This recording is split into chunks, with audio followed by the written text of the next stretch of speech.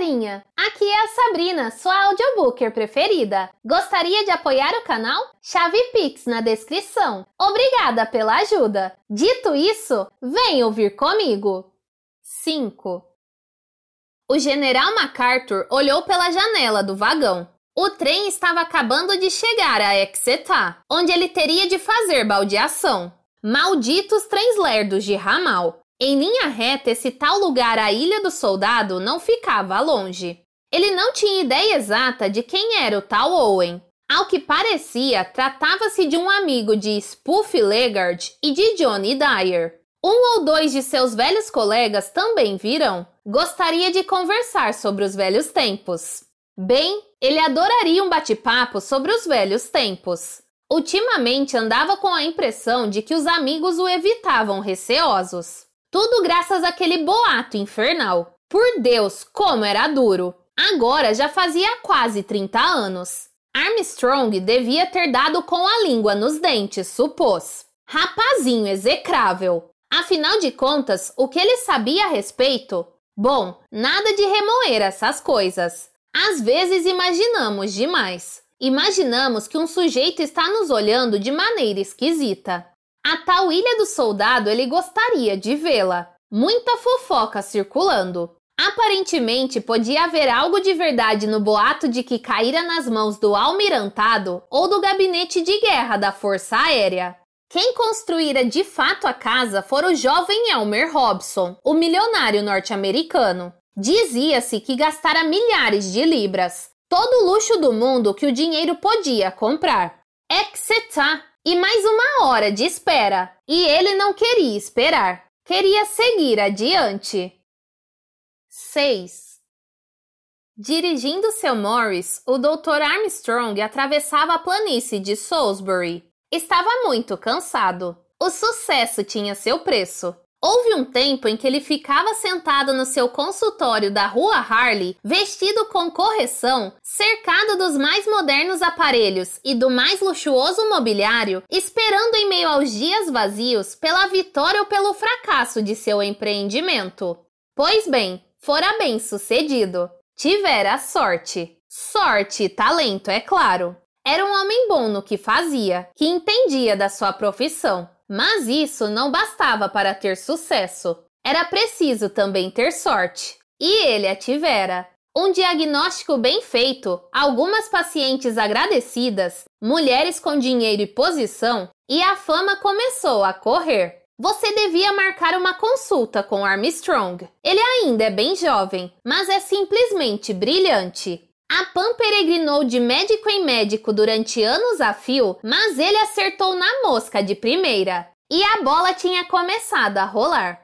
E agora o Dr. Armstrong tinha finalmente chegado lá. Depois de famoso, seus dias eram cheios. Quase não sobrava tempo livre para lazer. Por isso, nessa manhã de agosto, ele se sentia satisfeito em sair de Londres para ir passar alguns dias numa ilha ao largo da costa de Devon. Não se tratava propriamente de uma folga. A carta que havia recebido era bastante vaga, mas nada havia de vago no cheque incluso. Honorários colossais. Esses Owen deviam estar nadando em dinheiro. Parecia haver uma pequena dificuldade. O marido estava preocupado com a saúde da esposa e queria um exame médico sem que ela se alarmasse. Ela não queria nem ouvir falar em médicos. Os seus nervos.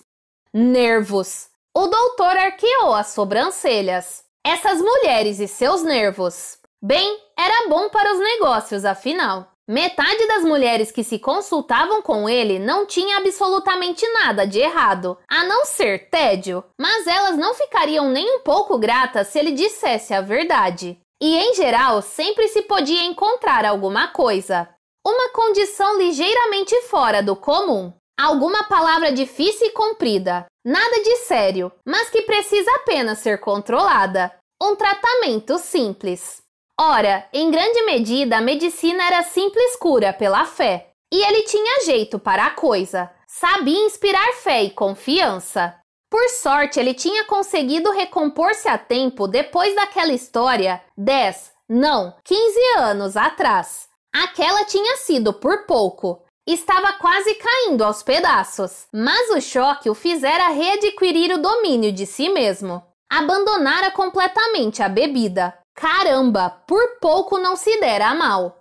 Com uma buzinada devastadora e de arrebentar os ouvidos, um enorme Dalman Super Sports passou correndo por ele a 130 km por hora. O Dr. Armstrong quase foi parar na SEB, um desses jovens cretinos que dirigiam com ímpeto e violência pelo país. Ele os detestava. Mais uma vez escapara por um triz. Maldito moleque idiota! 7.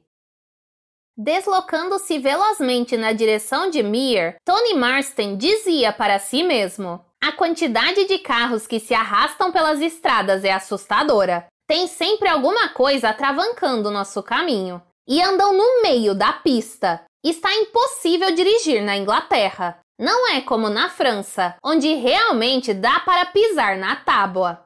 Devia parar para beber alguma coisa ou continuar acelerando? Tempo de sobra. Só mais algumas centenas de quilômetros. Tomaria gin com cerveja de gengibre. Um calor de rachar.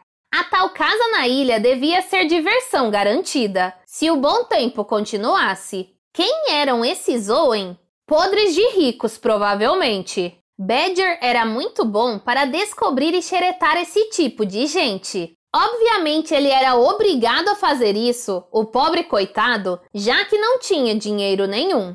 Espero que tenha um estoque decente de boa bebida. Com essa gente que fez fortuna, mas não nasceu com dinheiro, nunca dá para saber. Pena que não era verdade aquela história de Gabriel Turr ter comprado a Ilha do Soldado. Ele adoraria fazer parte do grupinho da estrela de cinema. Bem, mas ele supunha que haveria algumas mulheres lá. Ao sair do hotel, ele se espreguiçou, bocejou, olhou para o céu azul e, de um pulo, entrou no Dalman. Com um olhar de admiração, várias moças acompanharam os movimentos de seu 1,80 m de altura, seu corpo atlético, seu cabelo crespo, o rosto bronzeado e os olhos de um azul intenso.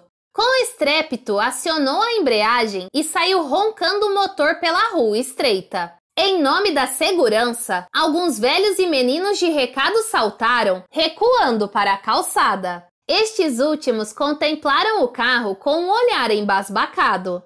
Anthony Marston prosseguiu em sua jornada triunfal. 8. O Sr. Bloor viajava no vagaroso trem de Plymouth. No seu vagão havia apenas outro passageiro, um cavalheiro idoso e homem do mar com olhos turvos de cansaço e sono. Naquele momento, o velho marinheiro havia adormecido. O Sr. Bloor tomava notas meticulosas, escrevendo com extremo cuidado num caderninho. É o grupo todo. Murmurou para si mesmo. Emily Brent, Vera Claythorne, Dr. Armstrong, Anthony Marston, o velho juiz Wargrave, Philip Lombard, General MacArthur, o criado e a esposa, o senhor e a senhora Rogers. Fechou o caderninho de notas e guardou-o no bolso. Olhou de relance para o canto, onde o outro cochilava. Tomou uns goles a mais. Diagnosticou o Sr. Bloor com precisão. De maneira cuidadosa e meticulosa, repassou mentalmente as coisas. A tarefa vai ser fácil demais. Ruminou. Não vejo como eu poderia cometer erros. Espero que esteja tudo bem com a minha aparência. Ficou de pé e examinou-se ansiosamente no espelho. O bigode dava ao rosto refletido um ar ligeiramente militar. Um rosto muito pouco expressivo. Os olhos eram cinzentos e bastante próximos um do outro. Podia passar por major, disse o Sr. Bloor. Não, ia me esquecendo. Tem aquele velho general. Ele me descobriria na mesma hora. África do Sul, continuou o Sr. Bloor. Esse deve ser meu tema, minha linha de conduta. Nenhuma dessas pessoas tem algo a ver com a África do Sul. E andei lendo aquele folheto de viagem. Por isso estou bem informado e posso conversar sobre o assunto sem problemas. Felizmente havia todos os tipos e espécies de coloniais. Como um sul-africano de posses, o Sr. Bloor achava que podia frequentar qualquer sociedade sem despertar suspeitas.